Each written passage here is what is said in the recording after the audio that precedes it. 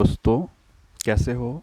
दोस्तों, आज हम इस वीडियो में देखेंगे कि जो मेस हेल्पर का वैकेंसी निकला है उसे कौन कौन भर सकता है, उसका वर्किंग आवर क्या होता है, इस पोस्ट पर क्या काम करना होता है, वेकेशन की छुट्टी मिलती है या नहीं, सैलरी कितनी मिलती है, प्रमोशन होता है या नहीं, होता है तो कितने साल में हो जाता है, ये सारे डिटेल से देखेंगे।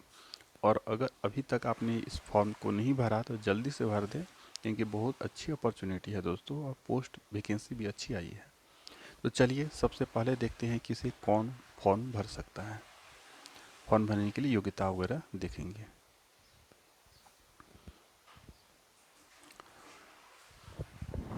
तो आप यहाँ देख सकते हैं कि एनवीएस रिक्रूटमेंट ड्राइव 2024 की वैकेंसी निकली हुई है। तो इसमें चलिए मेस हेल्पर सर्च कर लेते हैं।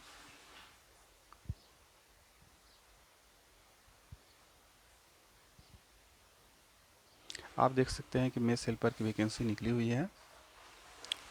और यहाँ पर आप देख सकते हैं कि जेएनवी काडर का निकला, मेस हेल्पर जेएनवी काडर का है। तो आपकी पोस्टिंग कहाँ मिलेगी दोस्तों? तो आपकी पोस्टिंग जेएनवी में ही मिलेगी, जवाहर नवोदय विद्यालय में। ठीक है। अब ये है कि ये कौन सा ग्रुप का है, तो ये ग्रुप सी का है। ठीक है। कितने कौन सा ग्रुप का है? सी का है मेस हेल्पर।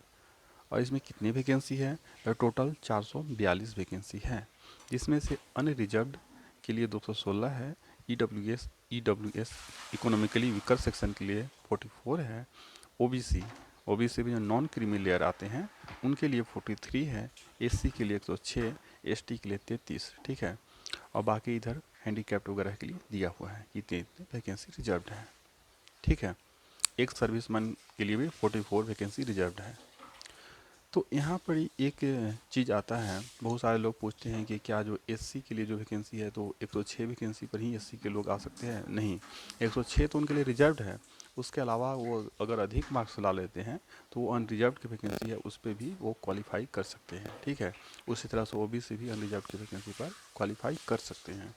ठीक है दोस्तों। और इधर लिखा हुआ है VH मतलब फिजिकली हैंडीकैप्ड वगैरह, HH मतलब हियरिंग हैंडीकैप्ड, ये सब हो गया। तो अगर आप विजुअली हैंडीकैप्ड हैं, हियरिंग हैंडीकैप्ड है, कान से सुनाई नहीं देता, आंख से दिखाई नहीं देता है, तो आप इस पोस्ट के लिए भी एलिजिबल हैं। तो एक सर्विसमैन है जो आर्मी वगैरह के लोग रिटायर होते हैं, वो अगर भरना चाहते हैं तो वो भी भर सकते हैं। ठीक है दोस्तों। चलिए आगे देखते हैं। तो यहाँ पर आप देख सकते हैं कि यहाँ दिया हुआ है कि इसका पोस्ट कोड 13 है, और इसमें लेवल कितना है, तो लेवल 1 में आता है जॉब, जिसका बेसिक पे 18,000 से स्टार्टिंग होगा और 56,900 लास्ट रहेगा। लेकिन इसमें प्रमोशन भी हो जाता है दोस्तों, 3 साल के अंदर, 3 साल होते ही प्रमोशन हो जाता है। ठीक है। और इसमें एज है 18 से 30 है, लेकिन एज रिलैक्सेशन जो ओबीसी SC ST वगैरह का मिलता है वो तो आपको मिलेगा ही मिलेगा। इसके लिए इसेंशियल क्वालिफिकेशन क्या है, तो इसके लिए बस मैट्रिकुलेशन होना चाहिए, यानी 10th पास है तो आप फॉर्म भर सकते हैं। लेकिन 10th पास के साथ साथ आपको 5 ईयर का वर्किंग एक्सपीरियंस भी होना चाहिए।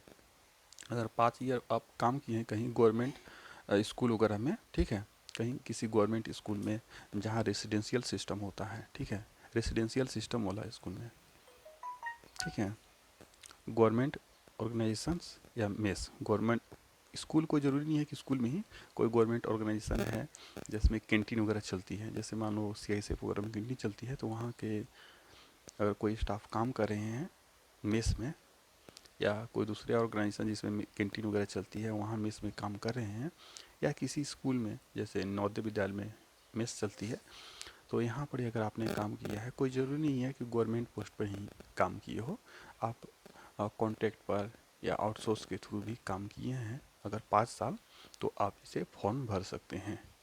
क्योंकि जो ऐसा भी सोचो कि जो गवर्नमेंट पोस्ट पर ही काम करेगा 5 साल, वो इसे क्यों भरेगा? ये भी तो लेवल 1 का ही है, और गवर्नमेंट में मिनिमम तो लेवल 1 होता ही है, तो जो लेवल 1 का है वो फिर से इसमें क्यों भरेगा? नहीं भरेगा।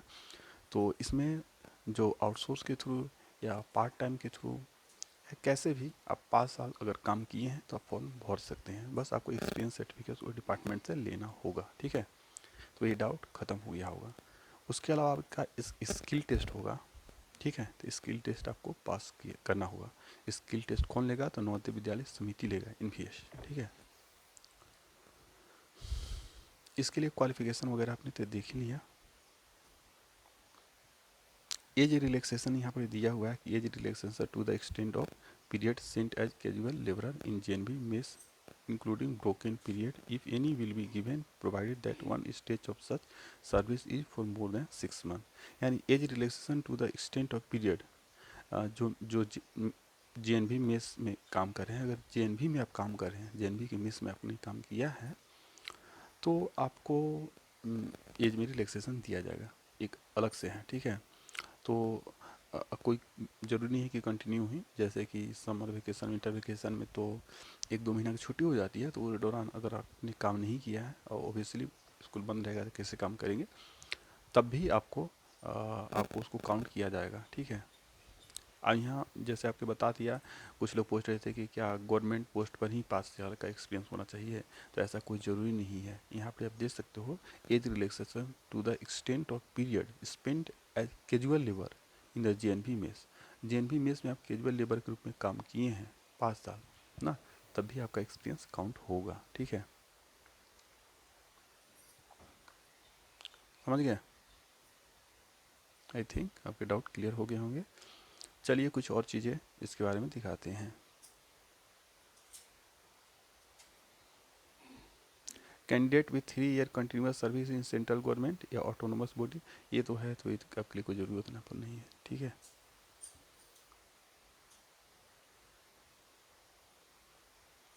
चलिए इसका एग्ज़ाम प्रोसेस देख लेते हैं कि मेस हेल्पर का एग्ज़ाम जो होगा उसमें क्या क्या आएगा।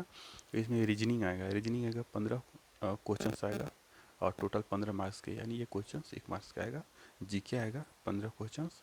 उसके अलावा लैंग्वेज वाला आएगा, उसमें से लैंग्वेज से 10 हिंदी 10 इंग्लिश आएगा, तो ये आपका है 20 क्वेश्चंस। उसके अलावा सब्जेक्ट स्पेसिफिक नॉलेज में जैसे फूड के बारे में ना, फूड न्यूट्रिशन के बारे में, जैसे प्रोटीन विटामिन कैल सब, जैसे प्रोटीन विटामिन हो गया, फैट हो गया, कार्बोहाइड्रेट हो गया, ये सब हो गया ना, वाटर, फाइबर्स, ये सब विटामिन कितने तरह के होते हैं, हाइजीन कैसे मेंटेन करना है, साफ़ सफाई कैसे रखना है वगैरह।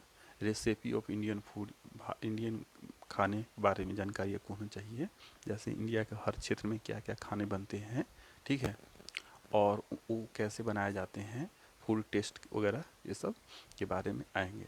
तो आप इस जो सिलेबस है इसको डिटेल से और आगे आपको बताएंगे कि क्या क्या आएगा, ठीक है। उसके बाद स्किल टेस्ट भी होगा, स्किल टेस्ट नवोदय विद्यालय समिति ही लेगा। तो आपको सबसे पहले जो ये वाला पार्ट 4 है, इस पर बहुत ज़्यादा फोकस करना चाहिए। ये स्कोरिंग है, ठीक है। सब्जेक्ट स्पेसिफिक नॉलेज, फूड के बारे में, न्यूट्रिशन करके एक चैप्टर है एनसीईआरटी में, शायद 6-7 क्लास में होगा, वो आप जरूर अच्छे से पढ़ लेना, वहीं से आपका मैक्सिमम क्वेश्चन यहाँ से आ जाएंगे। फूड के बारे में आप समझो कि क्लास 4-5 के बारे में जो हाइजीन स्वच्छता से संबंधित चैप्टर है वो पढ़ लेना, ठीक है। उसके अलावा पोषण, हिंदी में पोषण होता है, इंग्लिश में न्यूट्रिशन, उससे संबंधित जो भी चैप्टर हैं एनसीईआरटी बुक में आप देखना 6, 7, 8, 9 के बुक में वो पढ़ लेना। उसके लिए फूड से संबंधित जो चैप्टर हैं वो पढ़ लेना, ठीक है। उसके अलावा इंडियन फूड एंड रेसिपी, ये तो इसके बारे में तो आपको डिटेल में थोड़ा अलग से पढ़ना पड़ेगा, तो आप मैं बताऊंगा बाद में, अगर आप कमेंट करके बताना तो आपका जो ये पार्ट 4 है इसके बारे में डिटेल एक वीडियो बनाऊंगा कि कौन कौन से टॉपिक आप पढ़ो और वो कहाँ से मिलेगा, वो कहाँ से आपको पढ़ना चाहिए, ठीक है, कौन से बुक से, ठीक है, ये भी मैं बता दूंगा। लेकिन आप कमेंट करके बताओगे तभी मैं बताऊंगा, ठीक है। उसके अलावा स्किल टेस्ट होगा, तो स्किल टेस्ट में भी जो आपका पार्ट 4 है उसी से क्वेश्चन आएगा, ठीक है। जैसे पूछ देंगे कि कौन सा ऐसा चीज़ है जिसमें प्रोटीन पाया जाता है सबसे ज़्यादा, कौन सा ऐसा चीज़ है जिसमें विटामिन ए सबसे ज़्यादा पाया जाता है, और ये क्यों किया जाता है, इसलिए पूछा जाता है ताकि आप अपनी मेस में खाना बनाओ तो बैलेंस्ड फूड बनाओ, ठीक है। संतुलित आहार बनाओ ताकि बच्चों का पोषण अच्छे से हो सके। हाइजीन से रिलेटेड पूछा जाएगा, ठीक है, हाइजीन मेंटेन करने के लिए क्या क्या करना चाहिए, ठीक है, वगैरह, ये सारे पूछा पूछा जाएगा, ठीक है। तो इसके बारे में अच्छे से मैं बाद में बताऊंगा, कमेंट करके आप बताना अगर आपको चाहिए तो। चलिए अगला क्वेश्चन देखते हैं। अगला क्वेश्चन था कि वर्किंग आवर्स क्या है, तो मैं बता दूं कि वर्किंग आवर्स जो मिस हेल्पर का होता है थोड़ा ज़्यादा ही होता है दोस्तों, बाकी जो इतने भी स्टाफ होते हैं उसमें से मेस हेल्पर, मेस वाले जो स्टाफ है, मेस हेल्पर हो गए, कुक हो गए, इनका बहुत ज़्यादा वर्किंग होता है, क्योंकि इनके काम ही ऐसा है। जैसे कि मान लो कि सुबह आपको 5 बजे तो उठना पड़ ही जाएगा, ठीक है। सुबह 5 बजे से ही काम में लग जाओगे, फिर खाना सुबह नाश्ता वगैरह बनाओगे, तो नाश्ता वगैरह बनाते बनाते 10 बज जाएगा। उसके बाद बर्तनों की साफ़ सफाई भी करनी पड़ती है। तो उसके बाद फिर दोपहर का खाना बनाने की तैयारी करनी पड़ जाएगी। दोपहर का खाना बनाओगे, उसमें भी लगभग खाना बनाते बनाते खिलाते विलाते, खिलाना भी पड़ता है ना। उसके बाद 4 लगभग बज जाएगा, फिर 1 घंटा लगभग आराम मिलेगा। फिर 5-6 बजे 6 बजे से फिर लगनी पड़ जाएगी। तो 6 बजे से लगोगी तो खाना वाना बनाते खिलाते विलाते आपको 10 बज जाएगा आराम से, ठीक है। तो मान लो कि सुबह आपका 5 बजे से रात के 10 बजे तक आपका काम रहेगा ही रहेगा, और बीच बीच में 1-2 घंटा आपको आराम मिलेगा। ऐसा नहीं है कि लगातार काम रहेगा, बीच बीच में आराम मिलेगा, ठीक है। और सप्ताह में 1 दिन आपको वीकली ऑफ मिलेगा, ठीक है। ये तो है, सप्ताह में 1 दिन वीकली ऑफ मिलेगा। और जो लिप्स वगैरह मिलती है, तो लिप्स वगैरह मिलती है तो वो आपको जैसे 10 EL मिलेगी, 8 CL मिलेगी, 2 RH मिलेगी, आपको 30 EL नहीं मिलेगी, क्योंकि मेस हेल्पर और कुक वगैरह जो मेस में काम करते हैं वो वेकेशनल स्टाफ होते हैं, ठीक है। तो आपको वेकेशन की छुट्टी मिलती है, इसलिए EL वगैरह थोड़ा कम मिलती है। तो वेकेशन की छुट्टी आपको 90 डेज मिल जाती है, ये अच्छी बात है, ठीक है। अब चलिए आपको दिखा देते हैं कि वेकेशन की छुट्टी मिलती है उसका सर्कुलर दिखा देते हैं, ठीक है। और क्या काम करना होता है उसका भी सर्कुलर आपको दिखाएंगे, सैलरी दिखाएंगे, सारी चीज़ दिखाएंगे। सबसे पहले आपको सैलरी दिखाते हैं, अब प्रमोशन होता है उसका भी दिखाएंगे। सबसे पहले आपको चलो सैलरी दिखा। जैसा कि आपको पता है कि जो मेस हेल्पर है लेवल 1 में आते हैं, तो लेवल 1 में स्टार्टिंग बेसिक पे 18,000 मिलेगी, DA 9,000 मिलेगी, TA 900 मिलेगी, DO और TN 450 मिलेगी, ठीक है। हाउस रेंट अलाउंस नहीं मिलेगी क्योंकि यहाँ क्वार्टर आपको मिल जाएगी। और ग्रॉस आपको इतनी बन जाएगी 28,350। NPS का 2700 डिडक्ट हो जाएगी, वाटर इलेक्ट्रिसिटी का 100, टोटल डिडक्शन 2800 मिलेगी, कटेगी। उसके अलावा नेट पे 25,550, ठीक है। उसके अलावा एक रेसिडेंशियल अलाउंस मिलता ही है, तो वो आपको मिलती है या नहीं, मैं थोड़ा पता करूँगा, इसके बारे में बताऊँगा कि रेसिडेंशियल अलाउंस मिलती है कि नहीं। वो शायद 10% मिलती है बेसिक का, तो अगर मिलेगी तो आपको बता दूंगा, ठीक है दोस्तों। बाद में अगर आप कमेंट करके पूछोगे कि रेसिडेंशियल अलाउंस आपको मिलती है कि नहीं, तो उसके बारे में एक अलग से वीडियो बनाऊंगा और पता करके बताऊंगा कि कौन कौन से स्टाफ को रेसिडेंशियल अलाउंस मिलती है, किसको किसको नहीं मिलती है, ठीक है। हाँ, आपको एक यूनिफॉर्म का अलाउंस भी मिलेगा, ड्रेस का अलाउंस, ड्रेस अलाउंस हर साल 5,000 मिलेगा, 5,000 हर साल मिलेगा, ठीक है। उसके अलावा 27 दूना 54,000 दो बच्चे के लिए। हाँ, अब तो हो गया 25% बढ़ गया, तो लगभग 34,000 हो गया है। तो 34 दूना 68, 68,000 हर ईयर आपके चिल्ड्रेन एजुकेशन अलाउंस भी मिलेगी। तो सैलरी के अलावा और क्या क्या चीज़ें मिलती है, जैसे कि dress allowance, children education allowance, medical facility वगैरह के बारे में एक अलग से वीडियो बना दूंगा, ठीक है। चलो अब देखते हैं आपका अगला क्वेश्चंस। वर्किंग आवर हो गया, कौन फॉर्म भर सकता हो गया, सैलरी होगी, अब क्या काम करना होता है, ये चलिए देखते हैं क्या काम करना होता है।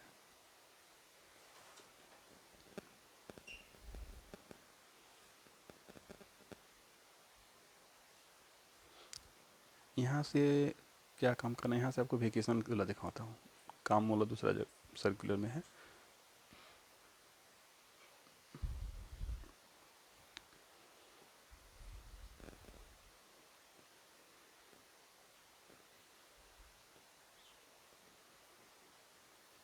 यहाँ आप देख सकते हो कि दिया हुआ है कि definition of vocational and non vocational staff, vocational staff कौन कौन है एंड नॉन वेकेशनल स्टाफ कौन कौन है।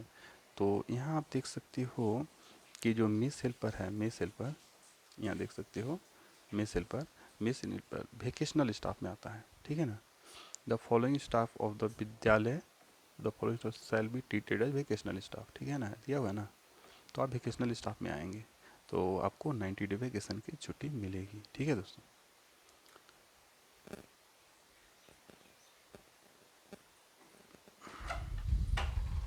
अब है कि क्या काम करना होता है, तो चलिए ये भी दिखा देते हैं आपको क्या काम करना होता है। अब प्रमोशन होता है कि नहीं ये भी दिखाता हूँ, चलिए।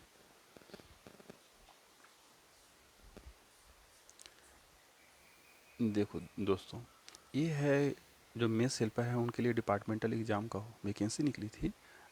कब निकली थी? 31/12/2021 में। ये तो 31/12/2021 में निकली थी, उसके बाद फिर से एक बार निकली थी, ठीक है। तो वो वाला सर्कुलर भी मैं ढूंढ के आपको दिखाऊंगा। चलिए मैं फ़िलहाल यही दिखा देता हूँ। Promotion of regular eligible mess helper to the post of cook, ठीक है। इसमें ऑफ नोटिफिकेशन रिगार्डिंग, यानी जो मेस हेल्पर के पद पर काम कर रहे हैं उनका प्रमोशन कुक के पोस्ट पर होता है, कुक, ठीक है। तो चलिए उसके लिए क्या योग्यता वगैरह रहती है देख लेते हैं। आ, इसके लिए है कि from among the mess helper of JNV में जो मेस हेल्पर काम कर रहे हैं of the concern regional office, जिस रीजनल ऑफिस में हम काम कर रहे हैं उसी रीजनल ऑफिस में आप अप्लाई कर सकते हैं। Having 3 years of regular service in the grade in the समिति subject to passing skill test to be conducted by the competent authority। तो इसमें क्या है कि आपको जिस रीजनल ऑफिस में आप काम कर रहे हैं उसी रीजनल ऑफिस में आपको अप्लाई करना होगा और आपकी 3 साल सर्विस हो जाएगी, तब आप कुक के पोस्ट के लिए अप्लाई कर सकते हैं, ठीक है।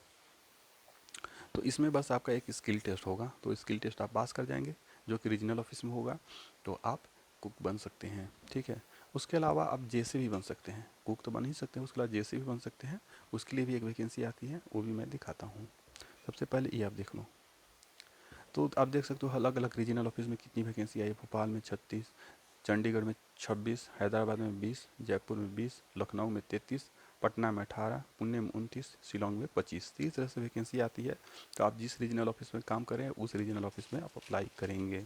स्किल टेस्ट होगा, skill test will be qualifying nature, इसका कोई बस क्वालिफाई करना है।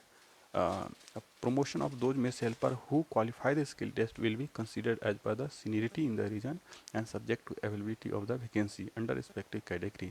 बस ये जो है स्किल टेस्ट क्वालिफाई करना है, इसका मेरिट वेट से कोई लेना देना नहीं है।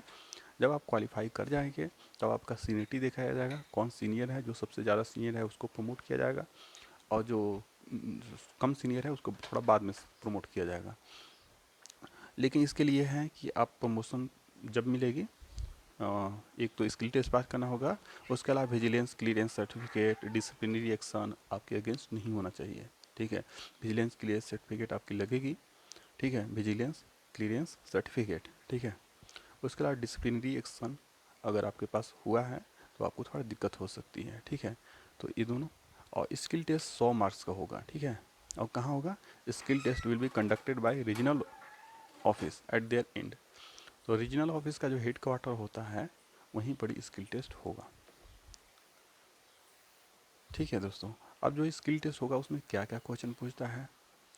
Preparation of area specific dishes, area हर क्षेत्र का क्या क्या खाना बनता है उसका खाना कैसे तैयार करना है उसके बारे में, जैसे ब्रेकफास्ट कैसे तैयार करना है, लंच में दाल वगैरह कैसे तैयार करना है, कढ़ी कैसे तैयार करना है, वेजिटेबल्स यानी सब्जियाँ, स्नैक्स, स्वीट्स ये कैसे तैयार करनी है, कैसे खाना बनानी है, इसके बारे में 25 मार्क्स का आएगा।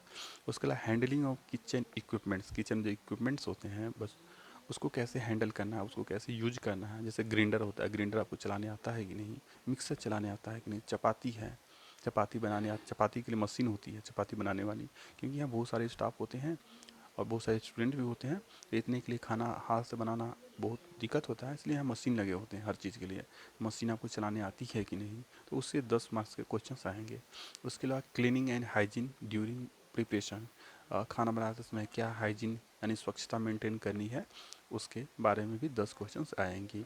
Preparation of dishes, laying out Buffett table, dining tables वगैरह से 10 क्वेश्चन।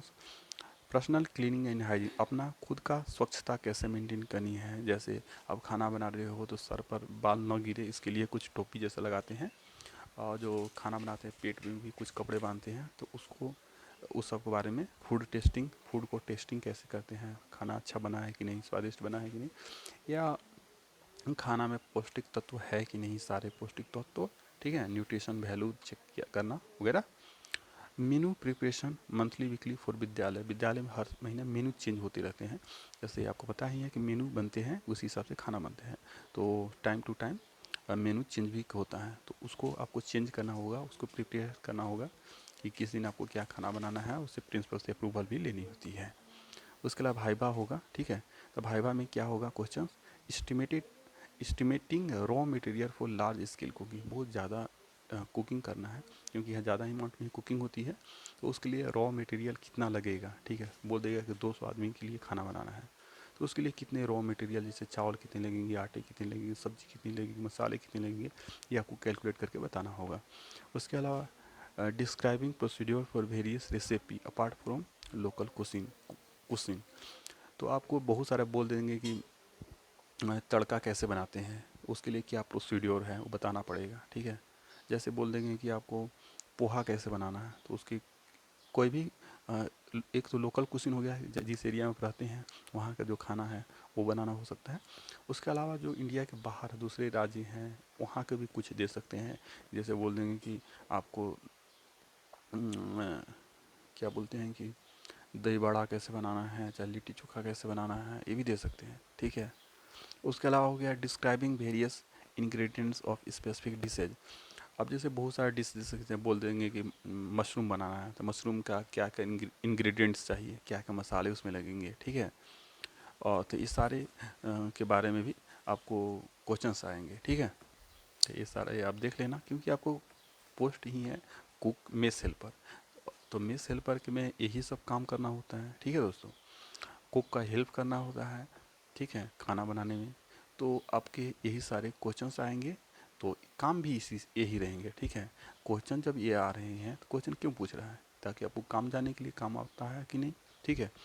तो आपसे काम ये भी यही काम कराएगा, यही काम एक्सपेक्ट किया जाता है कि आपको ये काम आता है, इसीलिए क्वेश्चंस आ रहे हैं, ठीक है। तो आप काम भी अपना समझ ही गए होंगे, ठीक है। और इस तरह से आपका जो डिपार्टमेंटल एग्ज़ाम है उसकी तैयारी भी हो जाएगी। चलो, देख सकते हो कि कब एग्ज़ाम हुआ था, रजिस्ट्रेशन क्लोज कब हुआ था, कंडक्ट ऑफ स्किल टेस्ट वगैरह का डेट वगैरह आप देख सकते हो। और ये फॉर्म ऑफलाइन आया था, तो ये फॉर्म भर के पूरा, और इसमें प्रिंसिपल वगैरह से साइन कराने के और इसे भेजनी थी। चलो, अगला क्वेश्चंस देखते हैं। हाँ, एक तो आपके लिए ये भर सकते हैं, और उसके अलावा जो जेएसए के लिए फॉर्म आती है वो भी भर सकते हैं। जेएसए के लिए आती है डिपार्टमेंटल एग्ज़ाम एलडीसी से, लेवल 1 से JSA for junior secretary assistant and LDC in JNV cadre. Vacancy of JSA will be filled on the basis of merit test from among eligible group D या MTS employee. जो level 1 में, तो mess helper या lab attendant भी level 1 में ही आते हैं, तो ये भी भर सकते हैं, ठीक है। ग्रुप डी वगैरह बोल दिया ना, तो इसमें सारे आ गए, ठीक है। वो भी जिनका 8 साल सर्विस हो गया है। तो आप देख सकते हो कि मेस हेल्पर से कुक बनने के लिए आपको 3 साल ही सर्विस चाहिए, लेकिन अगर आप मेस हेल्पर से जेएसए बनना चाहते हैं तो आपको 8 साल सर्विस ज़रूरी है, उसके बाद ही आप बन पाएंगे, ठीक है। और इसमें आपको टाइपिंग टेस्ट क्वालिफाई करनी पड़ेगी और एग्ज़ाम भी क्वालिफाई करनी पड़ेगी, ठीक है दोस्तों। एग्ज़ाम भी होगा कंप्यूटर बेस्ड टेस्ट 120 मार्क्स का, जिसमें से ये सिलेबस आएंगे, रीजनिंग ये सब देख लेना, ये सारे रीजनिंग 30 मार्क्स के, जीके 30 मार्क्स के, लैंग्वेज वाला 30 मार्क्स हो जाएगा, knowledge of basic knowledge of computer, knowledge of NVS scheme, ठीक है, बेसिक नॉलेज ही डू डोज सीसीएस कंडक्ट रूल में रहता है वगैरह, 30 मार्क्स से आएंगे। उसके अलावा टाइपिंग टेस्ट वगैरह, अगर हिंदी में करेंगे तो 25 वर्ड पर मिनट, इंग्लिश में करेंगे तो 30 वर्ड पर मिनट। तो ये भी आपको, यानी आप जैसे भी बन सके, आपके पास 2 ऑप्शन है, मेस हेल्पर से आप जैसे बन सकते हैं, मेस हेल्पर से आप कुक बन सकते हैं। अगर जैसे बनेंगे तो आगे आप प्रमोट होते रहेंगे, अगर कुक बनेंगे तो कुक के बाद हो सकता है आप केटरिंग असिस्टेंट बने, ठीक है। ये तो आपके लिए हो गया। वर्किंग आवर में समझ लिया क्या काम करना होता है, वेकेशन की छुट्टी मिलती है नहीं, सैलरी कितनी मिलती है, प्रमोशन की होता है नहीं। आपके सारे क्लियर डाउट थे वो क्लियर हो गए, आपके सारे प्रश्नों को उत्तर मिल गए हैं। तो आई होप आपको यह वीडियो अच्छा लगा। अगर इससे अच्छा लगा तो इसे लाइक करें, चैनल को सब्सक्राइब करें and share this video to your friends and relatives, and comment करके बताना कि अगला वीडियो आपको कौन से टॉपिक पर चाहिए। Thank you friends.